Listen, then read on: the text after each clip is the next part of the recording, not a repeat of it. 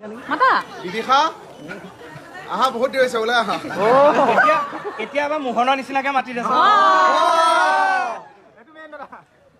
এবাৰ এবাৰ দিন ওলাই আহিব লাগে যে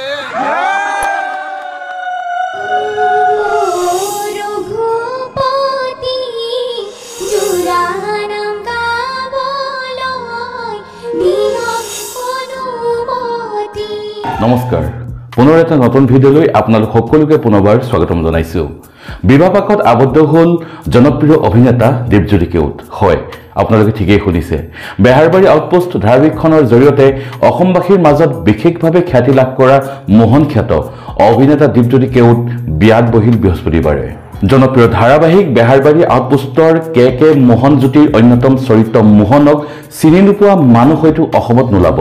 মোহনৰ চৰিত্ৰত দীপজ্যোতিৰ অভিনয় সকলোৰে প্ৰিয়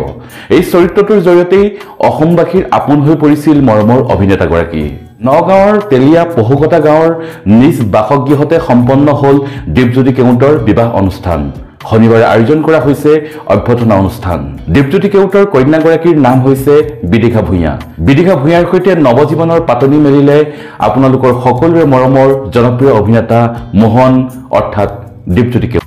বৃহস্পতিবাৰৰ বিবাহ অনুষ্ঠানত দেখা গ'ল বেহাৰবাৰী আউটপোষ্টৰ অন্যতম চৰিত্ৰ কে খ্যাত সিদ্ধাৰ্থ শৰ্মাদাক লগতে দেখা গ'ল চুমকি কছাৰীকে ধৰি আন কেইবাগৰাকীও অভিনেতা অভিনেত্ৰী সকলোৰে এটাই কথা দীপজ্যোতি কেওটে অৰ্থাৎ মোহনে এনেকৈ বিয়া পাতিব বুলি কোনেও ভবা নাছিল